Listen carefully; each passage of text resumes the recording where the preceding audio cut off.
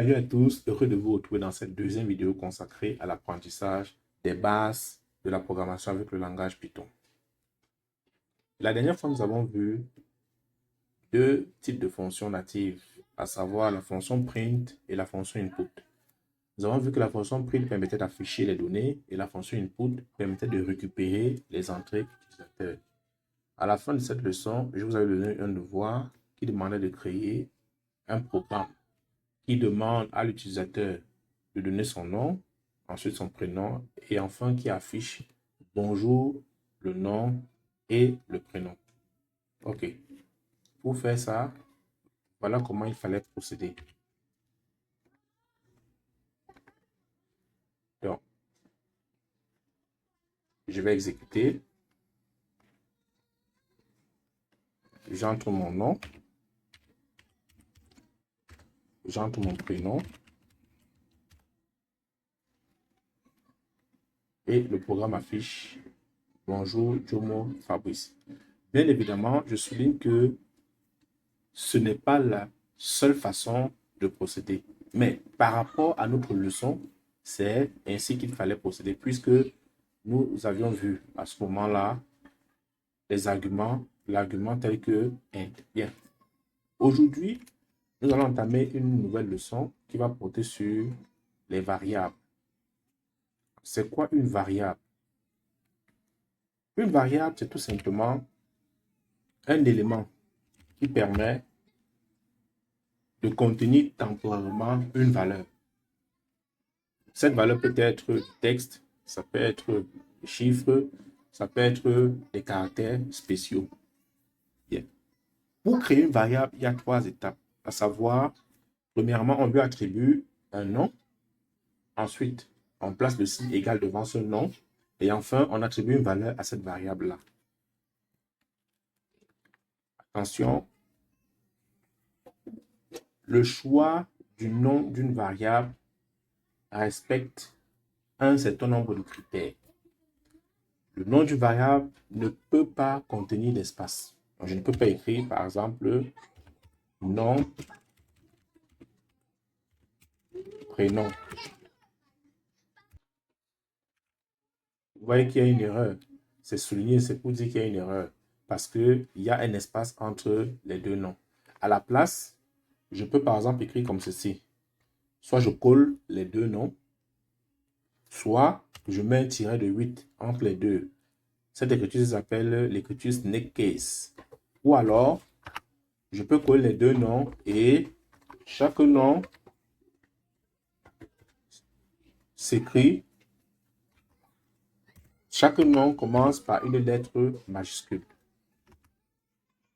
On appelle cette écriture-ci camel case. Ça, c'est l'upper camel case. Bien. Ensuite, j'attribue une valeur. Je vais mettre par exemple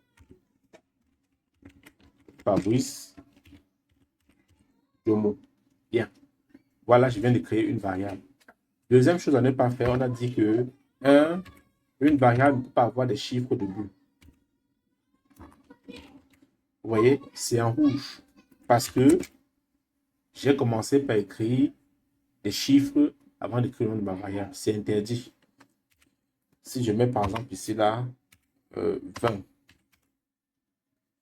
je ne peux pas afficher, il y aura des erreurs. Autre chose, ma variable, le nom de ma variable ne peut pas contenir un caractère spécial. Je mets par exemple ici là H. Vous voyez là encore c'est souligné. C'est souligné parce que j'ai commencé par écrire un caractère spécial au début. Donc, ce sont des choses qu'il ne faut pas faire. Il ne faut pas écrire des noms séparés. Il ne faut pas commencer à écrire avec les chiffres et le nom ne doit pas contenir un caractère spécial. Par contre, on peut écrire comme ceci. Comme je viens de le montrer. J'ai ici prénom égal à Fabrice Jomo.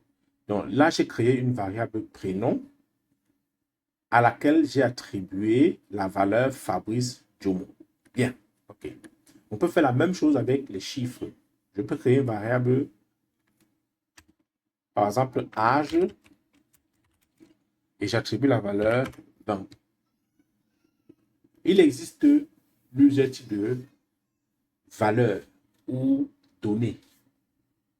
On a les chaînes de caractères. Ce sont en général des valeurs ou des données qui s'écrivent entre crochets. Et une chaîne de caractères peut être des lettres ou des chiffres, mais écrits entre crochets. Par exemple, ici, j'ai Fabrice Diomo. Ça, c'est une chaîne de caractères. Je peux aussi écrire comme ceci. Là, ça devient une chaîne de caractères dès que j'écris entre crochets. Et les chaînes de caractères appartiennent à la classe string, c'est-à-dire str en abrégé. Il existe un deuxième type de données qu'on appelle les nombres entiers. Quand j'écris h égale à 20, 20 ici est un nombre entier. Les nombres entiers sont les nombres qui s'écrivent sans virgule et hors crochet. Ils appartiennent à la classe des integers, en abrégé int.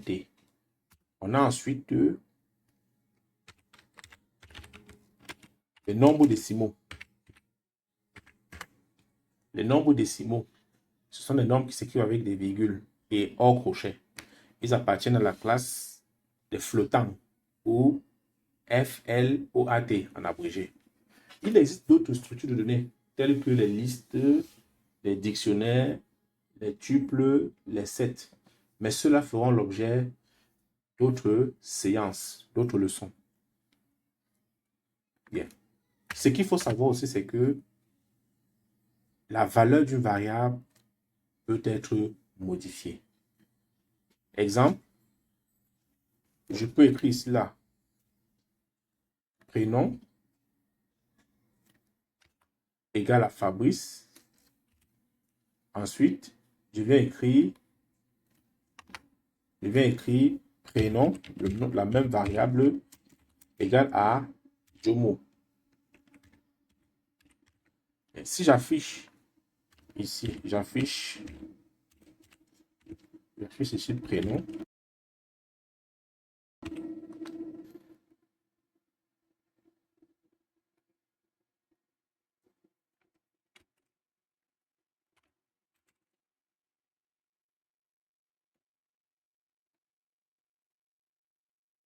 J'exécute le code.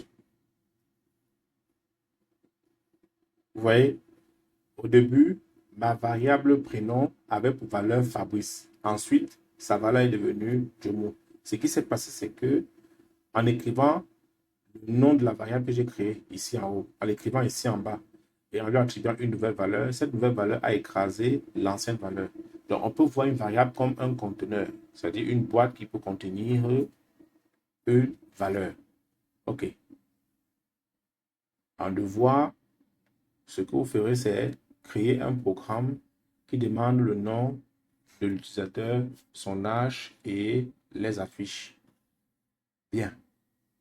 C'est sur ce devoir que nous mettons fin à cette séance. Si vous n'êtes pas encore abonné à cette chaîne, faites-le, likez, cliquez sur la cloche pour ne rater aucune de mes vidéos.